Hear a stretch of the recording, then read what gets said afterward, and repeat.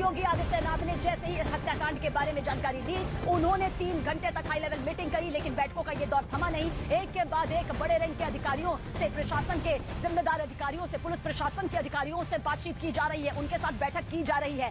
ये बताया जा रहा है कि कानून व्यवस्था आखिर किस तरह से यहाँ पर इसी तरह से कायम रखनी है, सख्ती के साथ कानून व्यवस्था को बरकरार रखना है, शांति व्यवस्था में कोई खलल नहीं आनी चाहिए, अफवाह किसी तरह से न फैलाई जानी चाहिए और ना ही कोई उसका हिस्सा होना चाहिए, वरना यह दंडनीय होगा, उसे यहाँ पर सजा भुगतनी होगी। क्योंकि इस वक्त माहौल जो है वो बेहद गंभीर है, लेकिन शांति व्यवस्था यहाँ पर कायम रखना एक बड़ी चुनौती, बड़ी जिम्मेदारी भी सरकार के लिए भी है, यहाँ पर जो आम जनता है उसके लिए भी है। उत्तर प्रदेश में धारा 144 लागू कर दी गई है। प्रयागराज में क्योंकि इस हत्याकांड को अंजाम दिया गया है, इससे जाहिर सी बात है यहाँ पर सुरक्षा की व्यवस्था जो है बहुत ज्यादा है। पेट्रोलिंग, फ्लैग मार्च यहाँ पर हो रही है। जिलावार तरीके से बात करें तो एसपी सिटी जो है, जो बड़े रैंक के अधिकारी हैं, वो यहाँ पर मार्च कर रहे हैं, अपने जिलेवार तरीके से बैठक कर रहे हैं, क्योंकि सीएम के सख्त आदेश हैं, सख्त निर्देश हैं कि किसी भी कीमत पर कानून व्यवस्था ध्वस्त नहीं होनी चाहिए। मजबूती के साथ हर अपराधी का यहाँ पर सामना करना होगा। निंदा भी इस घटना की यहाँ पर की गई है। तीनों हत्यारे जो हैं वो इस वक्त गिरफ्त में हैं। 5 लोगों के खिलाफ मामला दर्ज कर लिया गया है। नासिक से भी कनेक्शन सामने आया है कि किस तरह से गुड्डू मुस्लिम से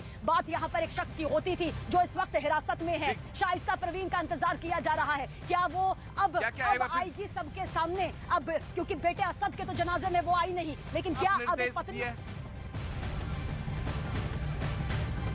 योगी आदित्यनाथ ने साफ तरीके से निर्देश दिया है, सभी जिले के कप्तानों को, डीजीपी उत्तर प्रदेश को भी निर्देश दिया है कि 144 धारा का पूरी तरीके से पालन हो। जितने भी वरिष्ठ अधिकारी हैं वो सभी वरिष्ठ अधिकारी फील्ड में रहे, सबकी छुट्टियां कैंसिल कर दी गई है। और साथ ही साथ जो अतीक और अशरफ की कल रात को हत्या हुई है, उस मामले में पुलिस सूत्रों के मुताबिक एफआईआर दर्ज कर ली गई है। कुल 5 के खिलाफ एफआईआर दर्ज हुई है, जिसमें से 3 जो आरोपी यहां से पकड़े गए हैं, जिन्होंने फायरिंग की थी, जिन्होंने हत्या की वारदात को अंजाम दिया, उनके खिलाफ नामजद एफआईआर दर्ज है। इसके अलावा 2 अज्ञात के खिलाफ, यानी कॉन्स्पिरेसी रची गई है। इन तीनों के पीछे 2 कोई और होगा। पुलिस को कहीं ना कहीं कोई सुराग मिला होगा, इसी वजह से एफआईआर दर्ज हुआ है। इन्वेस्टिगेशन लगातार जारी है और जो तीनों आरोपियों से पूछताछ हुई है, उन तीनों आरोपियों से पूछताछ में एक बात तो क्लियर हो गया कि तीनों आरोपी बड़ा माफिया बनना चाहते थे और कहीं ना कहीं इतना बड़ा नाम कर लेना चाहते थे कि उनका धाक जो है पूरे इलाके में रहे, चाहे वो हमीरपुर, बांदा, खासगंज, प्रयागराज, हर जगह उनका धाक